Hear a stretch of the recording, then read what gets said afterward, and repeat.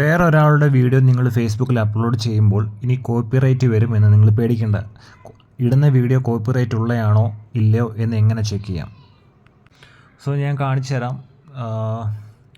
Page എടുത്തതിന് ശേഷം നിങ്ങൾ ഏതെങ്കിലും ഒരു വീഡിയോ അപ്ലോഡ് ചെയ്യാൻ ശ്രമിക്കുക. അതായത് കോപ്പിറൈറ്റ് വരുന്നത് മറ്റുള്ളവരുടെ വീഡിയോ ആണ്, ആയിക്കോട്ടെ, സാരമില്ല. നിങ്ങളൊരു 1 മിനിറ്റ് 30 മിനിറ്റ് വീഡിയോ എഡിറ്റ് ചെയ്ത് മറ്റുള്ളവരുടെ വീഡിയോ അപ്ലോഡ് ചെയ്യുകയാണെങ്കിൽ അതിന് കോപ്പിറൈറ്റ് കിട്ടുമോ ഇല്ലയോ നമുക്ക് നോക്കാം.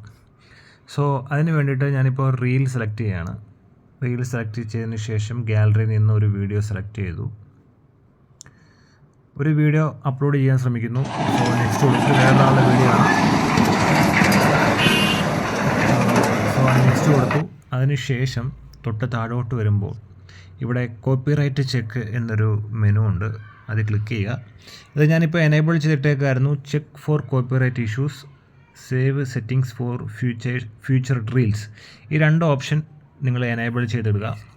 ഇതിൻ്റെ മെയിൻ പ്രവർത്തനം എന്ന് വെച്ച് കഴിഞ്ഞാൽ നിങ്ങളൊരു കോപ്പിറൈറ്റ് വീഡിയോ അപ്ലോഡ് ചെയ്യുകയാണെങ്കിൽ ഇതോ ഇവിടെ എഴുതി വെച്ചിട്ടുണ്ട്, if you don't turn it on your reel will still be scanned for copyrighted content after it had been published.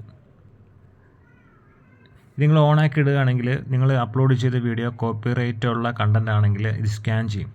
Scan ചെയ്ത് അത് കോപ്പിറൈറ്റ് മാച്ച് ആകുകയാണെങ്കിൽ 1 മണിക്കൂറിലേക്ക് ഇത് ഹോൾഡ് നിർത്തും. ആ വീഡിയോ നിങ്ങൾക്ക് ഒന്നെങ്കിൽ എഡിറ്റ് ചെയ്യാം അല്ലെങ്കിൽ ഡിലീറ്റ് ചെയ്യാം. അതിനുശേഷം നിങ്ങൾക്ക് അപ്ലോഡ് ചെയ്യാവുന്നതാണ്. ഇതാണ് ഫേസ്ബുക്കിൻ്റെ ടൂള്. നേരത്തെ യൂട്യൂബിൽ കോപ്പിറൈറ്റ് ടൂൾ വന്നിട്ടുണ്ടായിരുന്നു, ഇപ്പം ഫേസ്ബുക്കും കൊണ്ടുവന്നിട്ടുണ്ട്. സോ അങ്ങനെ തേർഡ് പാർട്ടി ആൾക്കാരുടെ വീഡിയോസ് ഇടുമ്പം ഇത് എനേബിൾ ചെയ്തിടുക.